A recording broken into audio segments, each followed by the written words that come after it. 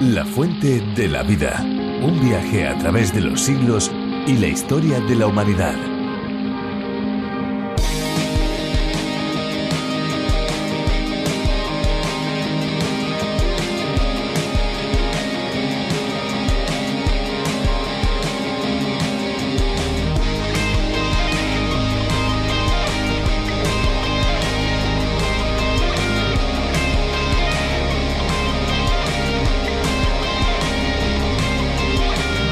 La escasez del agua como líquido vital obliga a reiterar nuevamente la llamada a la moderación del consumo y el uso responsable por parte de la población a nivel mundial, ya que sin su colaboración los esfuerzos técnicos que llevan a cabo algunas organizaciones resultarían insuficientes. Solo muy poca agua es utilizada para el consumo del hombre, ya que el 90% es agua de mar y tiene sal.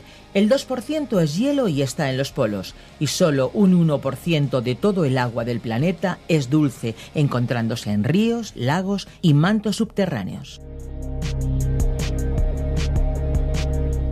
Hola amigos, bienvenidos a La Fuente de la Vida, un programa en el que recorremos todos los libros de la Biblia, descubriendo capítulo a capítulo las verdades que Dios ha dado a conocer. Soy Esperanza Suárez y aquí a mi lado Fernando Díaz. Así es, Esperanza, un saludo a todos los que nos escuchan y que se unen a este recorrido, a este viaje fascinante por el libro de los libros. Aquí estaremos con cada uno de ustedes presentando este tiempo de curiosidades, música y principalmente de aprendizaje de la palabra de Dios, de la Biblia. Efectivamente, y lo vamos a hacer de la mano de Virgilio Bagnoni, teólogo y profesor de la Biblia. Con él y también con Benjamín Martín nos acercaremos a la Biblia de una manera profunda. A partir de un espacio radiofónico cuyo nombre original es A través de la Biblia, del teólogo John Vernon Magee. Más de 80 países aprenden del libro de los libros mediante este viaje a través de la Biblia. Y uno de esos países es España, país al que se ha adaptado la serie de más de 1.300 estudios, reflexiones a través de la labor de Virgilio Bagnoni. En esta versión ya contamos con cientos de miles de escuchas cada mes. Efectivamente, podemos hablar de millones de descargas. ¿Cuántas personas? Qué bueno saber que tantas personas acompañan el programa. Para aquellos que quieren saber más, pueden visitar nuestra web, lafuentedelavida.com. También pueden obtener los bosquejos de los libros de la Biblia. Están en la página oficial de A través de la Biblia, pero ustedes pueden pedírnoslos a través de nuestro WhatsApp, el 601-203-265, o también info@radioencuentro.net. Es triste ver lo poco que se está valorando el matrimonio y cómo las familias se desestructuran cada día más. Y es que los hijos muchas veces pagan el mayor precio. Los niños se encuentran en una situación complicada en la que ya no pueden decir que tienen a sus padres juntos como referentes, aparte de la huella dolorosa que queda en sus vidas. El divorcio no es el plan que Dios quería, más bien fue una concesión que se hizo por el comportamiento infiel de las personas hacia los compromisos. Pero menos mal que Dios no actúa así. Al revés, su fidelidad es incomparable y podemos confiar que Él siempre estará a nuestro lado. Pues hoy vamos a seguir investigando en la Escritura, en la Biblia, concretamente en el Evangelio según San Lucas. Vamos a ir al capítulo 16 y vamos a aprender juntos más de este libro tan maravilloso. Nos acercaremos a la parábola del mayordomo infiel y también vamos a hablar, como estábamos adelantando, sobre el divorcio. Importante tema. Después nosotros volvemos. La fuente de la vida. Hoy estudiaremos Lucas capítulo 16, versículos 1 al 18. En este capítulo encontramos dos parábolas que solo se encuentran registradas en este Evangelio y tratan el tema de las riquezas. La primera, en los versículos 1 al 13, fue la parábola del mayordomo que se aprovechó de su posición para favorecer sus intereses egoístas. Esta es una parábola por contraste, pronunciada principalmente ante los discípulos. La segunda, en los versículos 19 al 31, es la asombrosa parábola del rico y Lázaro, y fue dirigida a los fariseos debido a la reacción de estos a la primera parábola, versículos 14 al 18. En esta segunda parábola, el Señor siguió la trayectoria de dos hombres en esta vida y luego a través del umbral de la muerte, presentándonos el relato de lo que sucedió en la otra vida. La gente se hace con frecuencia la pregunta: ¿dónde se encuentran los muertos? La parábola responde a esta pregunta y la consideraremos en nuestro próximo programa. Ahora pasaremos a estudiar la parábola del mayordomo astuto.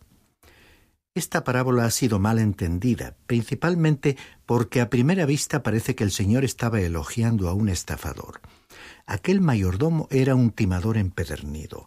Algunas personas consideran que cada persona que el Señor mencionó en una parábola era un héroe o un ejemplo de un carácter noble. Tendrán que modificar esa forma de pensar, porque de esa manera tendrán dificultades con esta parábola. El personaje era un sinvergüenza, y hay que tener en cuenta que este es solo uno de los muchos personajes con características muy negativas, incluidos en las Sagradas Escrituras. Anteriormente hemos llamado la atención sobre el hecho de que Lucas es el único de los evangelistas que presenta parábolas por contraste, porque la mayoría de las parábolas de los evangelios utilizan la comparación.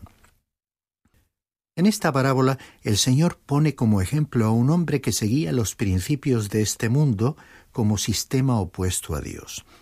En la palabra de Dios se nos dice que este mundo ama a los suyos, que comparten sus valores y detesta a aquellos que pertenecen a Dios. Dijo el evangelista Juan en su capítulo 15, versículos 18 y 19. Si el mundo os odia, sabed que a mí me odió primero. Si fuerais del mundo, la gente del mundo os amaría como ama a los suyos. Pero yo os escogí de entre los que son del mundo, y por eso el mundo os odia, porque ya no sois del mundo. Un hijo de Dios no pertenece a este sistema mundano en el sentido en que no vive bajo los principios que rigen la sociedad del mundo. San Pablo dijo lo siguiente en Gálatas capítulo 1, versículos 3 y 4. Jesucristo se entregó a la muerte por nuestros pecados para librarnos del presente mundo perverso, conforme a la voluntad de nuestro Dios y Padre. Y el mismo Pablo dijo otra vez en Romanos capítulo 12, versículo 2. No viváis conforme a los criterios del tiempo presente. Por el contrario, cambiad vuestra manera de pensar, para que así cambie vuestra manera de vivir y lleguéis a conocer la voluntad de Dios, es decir, lo que es bueno, lo que le es grato, lo que es perfecto. Finalmente, en la primera carta de Juan, capítulo 2, versículo 15, leemos lo siguiente: No améis al mundo ni lo que hay en el mundo. Es evidente que en el mundo opera lo que llamamos la ley de la vida, y el mayordomo astuto era un hombre que regía su conducta por esos principios. El primer mandamiento del sistema del mundo consiste en el instinto de conservación o de supervivencia. Se toleran tratos comerciales de dudosa ética. Se favorecen prácticas cuestionables y el mundo reconoce y elogia a un estafador inteligente. Con frecuencia, la ley protege más al estafador y al criminal. Examinando la situación no ya desde la perspectiva de las leyes humanas, sino a partir de las leyes espirituales, la palabra de Dios adopta la posición contraria. Dios dice que todo ser humano es culpable. San Pablo dijo en Romanos capítulo 3, versículo 23, porque todos han pecado y están lejos de la presencia gloriosa de Dios. Un ser humano nunca podría ser inocente ante Dios, aunque con toda seguridad, gracias a la obra de Jesucristo en la cruz, puede ser justificado ante Él. Dijo también el mismo escritor en Romanos capítulo 8, versículo 1. Así pues, ahora no hay ya ninguna condenación para los que están unidos a Cristo Jesús. Cuando alguien confía en Jesucristo como Salvador, es justificado por la fe. Esa es la única manera en que un ser humano puede ser justificado. Comencemos nuestra lectura con el versículo 1. Dijo también a sus discípulos: había un hombre rico que tenía un mayordomo, y éste fue acusado ante él como derrochador de sus bienes. Jesús contó esta parábola del mayordomo infiel para enseñar que sus discípulos debían usar las riquezas para cumplir los propósitos del reino. Entre los versículos 1 al 8a tenemos la parábola propiamente dicha, y desde el versículo 8b hasta el 18 tenemos la aplicación. Esta es pues la historia de un hombre rico y de su mayordomo astuto. En aquellos tiempos la gente acaudalada contrataba mayordomos o administradores para que se hicieran cargo de sus propiedades. Se pueden comparar con los planificadores financieros o con un administrador que controla y administra el patrimonio de alguien con el propósito de incrementarlo. Recordemos que el patriarca Abraham tenía un mayordomo que estaba a cargo de todas sus posesiones. Fue aquel mayordomo el que realizó un viaje a Harán para encontrar una novia para Isaac, el hijo de Abraham. El rey David tenía mayordomos, mencionados en 1 Crónicas capítulo 28, versículo 1, que estaban a cargo de todas las posesiones del rey, incluyendo sus hijos. Y San Pablo, en 1 Corintios capítulo 4, versículo 2, dijo: Ahora bien, el que recibe un encargo, o el administrador, debe demostrar que es digno de confianza. Aquel mayordomo infiel era culpable de malversación y apropiación indebida de fondos, y malgastó los bienes de su jefe. Leamos el versículo 2. Entonces lo llamó y le dijo: ¿Qué es esto que oigo acerca de ti? Da cuenta de tu mayordomía, porque ya no podrás más ser mayordomo. Al principio de la parábola, el hombre rico vio a su mayordomo como irresponsable e infiel, y en consecuencia le despidió. Para aquel empleado había llegado el momento de rendir cuentas. Como era el pagador habilitado y tenía la sortija del sello de su jefe, en vez de preparar un estado financiero, decidió actuar de acuerdo con la ley del mundo, que era la de la supervivencia. Dice el versículo 3. Entonces el mayordomo dijo para sí: ¿Qué haré? Porque mi amo me va a quitar la mayordomía. Cavar no puedo, mendigar me da vergüenza. Sus manos eran delicadas y sus fuerzas insuficientes como para encontrar un trabajo de un obrero normal, y le daba vergüenza mendigar. Estas palabras nos hacen sonreír, porque le daba vergüenza mendigar, pero no robar. Desgraciadamente hay en la actualidad mucha gente como él. Dice el versículo 4: Ya sé lo que haré para que cuando se me quite la mayordomía me reciban en sus casas. No se arrepintió, no sintió pesar ni remordimiento por sus acciones. Era un estafador, calificado como inteligente de acuerdo con los principios de la sociedad. No tenía ninguna preparación para otro trabajo y su edad probablemente no le favorecía. Demasiado orgulloso para ser un mendigo, no se avergonzaba de su deshonestidad. Continuamos leyendo los versículos 5 y 6. Y llamando a cada uno de los deudores de su amo, dijo al primero: ¿Cuánto debes a mi amo? Él dijo: 100 barriles de aceite. Le dijo: Toma tu cuenta, siéntate pronto y escribe 50. Vemos el procedimiento que comenzó a utilizar para que los deudores le debiesen a su amo solo la mitad, y de forma parecida trató con el segundo deudor. Leamos el versículo 7.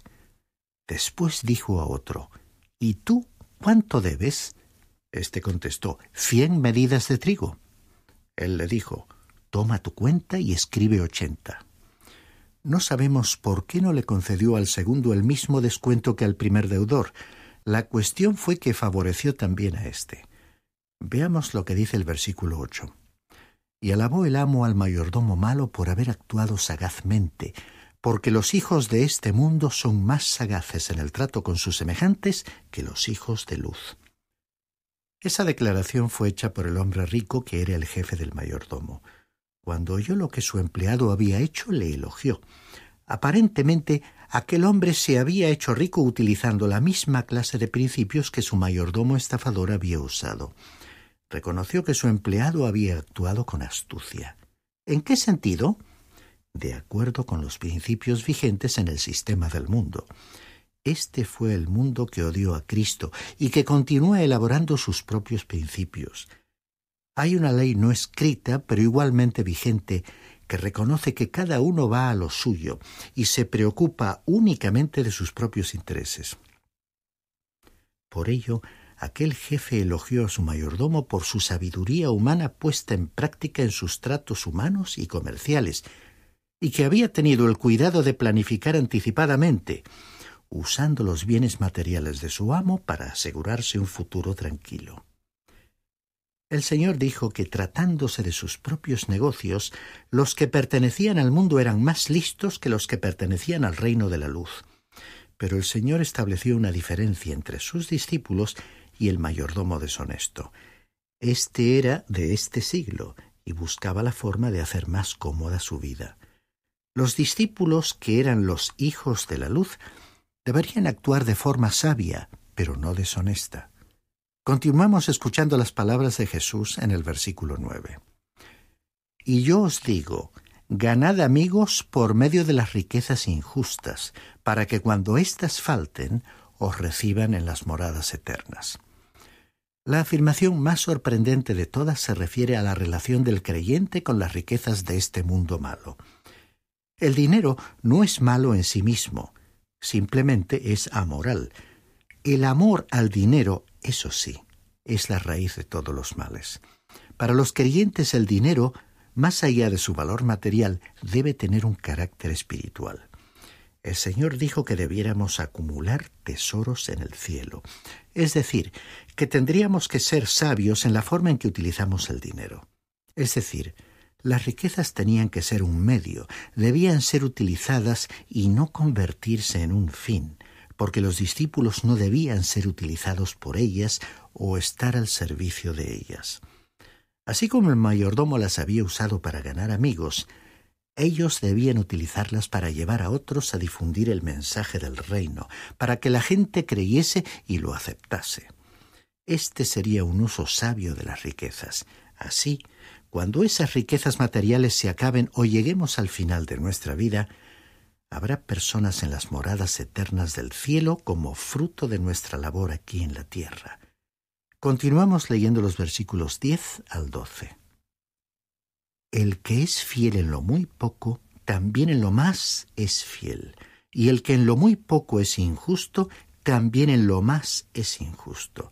Si en las riquezas injustas no fuisteis fieles, ¿quién os confiará lo verdadero?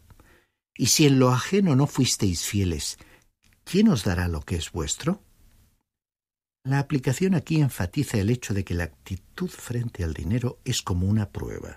Si uno es fiel en el uso del dinero, entonces será fiel en cosas mayores. Las riquezas verdaderas se refieren a las riquezas espirituales del reino. Como creyentes no debemos sentirnos como propietarios exclusivos. Nosotros somos mayordomos de los bienes materiales y responsables ante Dios sobre cómo utilizamos sus bienes. Observemos que se dijo que los seres de este mundo son más sabios, como administradores y mayordomos, que los que pertenecen al reino de la luz. ¿Cuántos cristianos hay hoy que son inteligentes en su uso de las llamadas riquezas de la injusticia? ¿Las utilizan para acumular riqueza espiritual? Dios nos hará responsables por el uso impropio de los bienes materiales que nos da. ¿Estamos usando el dinero para que la palabra de Dios pueda alcanzar a aquellos que la necesitan? En esta parábola el Señor Jesús estaba diciendo: ¿crees que Dios va a confiarte las riquezas celestiales si tú no estás utilizando debidamente lo que Él te ha dado aquí en esta tierra? Aunque por sus connotaciones materiales para la vida, formación y disfrute de la existencia no lo parezca, el dinero es un asunto espiritual. El versículo 13 añade: Ningún siervo puede servir a dos señores, porque odiará al uno y amará al otro, o estimará al uno y menospreciará al otro. No podéis servir a Dios y a las riquezas. Las riquezas se pueden convertir en un amo de tus pensamientos, que condicione tus motivaciones para el presente y el futuro, y que afecte a tus relaciones familiares y de amistad. Los bienes materiales pueden intensificar la naturaleza egocéntrica, insensibilizar y malograr todos los ideales.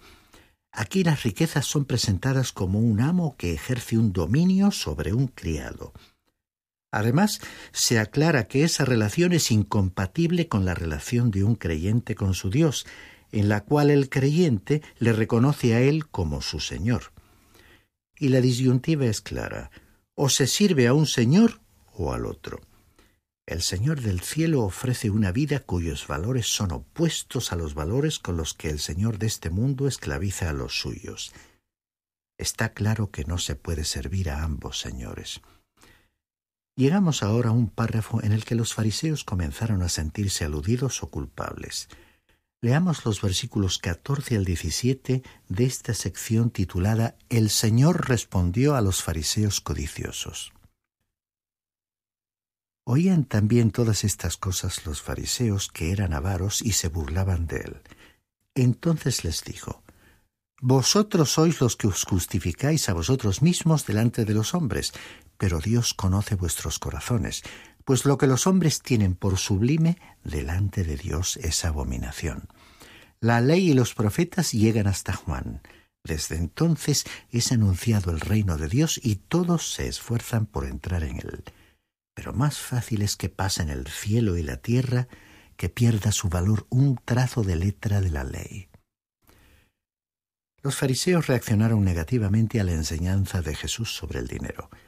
Ellos habían entendido mal las bendiciones del pacto con Dios. Quizás habían supuesto que las riquezas de una persona eran como un premio de Dios a su conducta justa. Olvidaron que mucha gente justa del Antiguo Testamento no había tenido una gran abundancia de bienes materiales, mientras que muchos injustos vivieron en la abundancia. Dios conoce el corazón humano, por lo tanto conocía el corazón de los fariseos y conoce tu corazón y el mío. Podemos colocar entre tú y yo una fachada de apariencia, pero en ninguna manera podemos interponerla ante Dios. No podemos estar a la altura del nivel requerido por Dios. Lo dicho en los versículos siguientes se incluye dentro de lo dicho por Jesús a los fariseos acerca del dinero, porque ilustra lo que el Señor acababa de decir acerca de que los fariseos se justificaban a sí mismos, pero realmente habrían de ser juzgados por Dios. Jesús declaró que desde la época de Juan el Bautista, él había estado anunciando el reino de Dios. Los jefes religiosos habían resistido el mensaje de Juan el Bautista. Ellos querían un reino, pero no del tipo que Jesús les ofrecía. Aunque los fariseos intentaban justificarse, aún no vivían conforme a la ley. En este contexto, Jesús les puso un ejemplo. Leamos el versículo 18, en el cual Jesús habló del divorcio. Todo el que se separa de su mujer y se casa con otra, adultera, y el que se casa con la mujer separada del marido, adultera.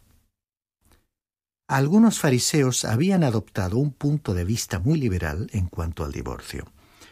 Por una parte aceptaban que el hombre no debía cometer adulterio, pero si amaba a otra mujer, muchos de ellos admitían que se divorciase de su esposa aún sin tener una buena razón, y que se casase con la mujer deseada. Y de esta forma consideraban que no adulteraba. Pero Jesús les señaló que este era un ejemplo de aquellas personas que querían justificarse a sí mismas a los ojos de la sociedad, pero que en realidad no se estaban justificando ante Dios. Por ello, el Señor recalcó en este pasaje la importancia de la ley como expresión permanente de la voluntad de Dios. Si este fuese el único versículo de la Biblia sobre el tema del divorcio, no existiría el divorcio para el cristiano. Este versículo debería ser comparado con Mateo capítulo 19 y con 1 Corintios capítulo 7. Todas las partes de la Biblia deben estudiarse en relación con el tema del contexto en que están situadas. Nuestro Señor aquí habló de este tema dirigiéndose a estos hombres que estaban bajo la ley, y lo hizo porque querían añadir a lo dispuesto por Dios sus propias interpretaciones para justificar las actitudes y conveniencias humanas. En todo este pasaje hemos visto un contraste entre las apariencias y la realidad. Entre lo que, por una parte, los seres humanos quieren ver, aparentar, es decir, la realidad que ellos quieren crear, y por otra parte lo que Dios ve y que existe en realidad en lo interior, en la verdadera personalidad humana. Nosotros podemos crear una realidad artificial a nuestra conveniencia, o podemos también maquillarla para suavizar las ásperas situaciones humanas. Por ello, la Biblia nos llama hoy a mirar más allá de lo que vemos con nuestra vista normal, para que veamos con los ojos de la fe para contemplar las realidades espirituales. Para que a la luz del espejo de la palabra de Dios veamos cuál es nuestra situación real ante Él y que necesitamos aceptar lo que el Evangelio nos dice sobre nuestra necesidad de recurrir a la obra salvadora de Dios, revelada en el sacrificio de Jesucristo a favor nuestro.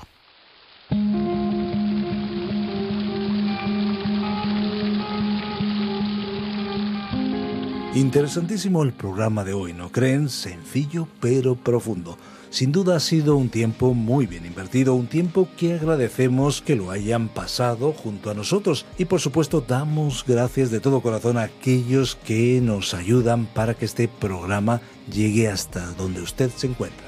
Si alguno quiere volver a escuchar este espacio o tal vez programas anteriores, lo pueden hacer en nuestra web, lafuentedelavida.com, o bien en la aplicación La Fuente de la Vida, que también se puede encontrar con el nombre de A Través de la Biblia. Nuestras vías de comunicación más inmediatas son el teléfono 91 422 0524, recuerden 91 422 0524, y el WhatsApp, el 601 203 265. Recibimos sus mensajes de texto y de voz. Y si desean enviarnos un correo electrónico, lo pueden hacer a la dirección info@radioencuentro.net y también info@lafuentedelavida.com. Si les ha gustado, si les ha interesado el espacio de hoy, estamos seguros que volverán en el próximo. Pero si no les hubiera gustado, nuestra sugerencia es que vuelvan en el próximo, porque en cualquier momento vamos a sorprenderles. Así que para aquellos que son asiduos, les recordamos que este es un medio para poder llegar a sus amigos y familiares con el mensaje de la Biblia. Aproveche esta herramienta, comparta en sus redes sociales. Recuerden, la Fuente de la Vida es una fuente de agua viva que nunca se agota. Beba de ella. Espero que te haya gustado este episodio de La Fuente de la Vida. Por favor, no te olvides de suscribirte al canal. Hasta la próxima. Este ha sido un programa de Radio Transmundial producido por Radio Encuentro, Radio Cadena de Vida.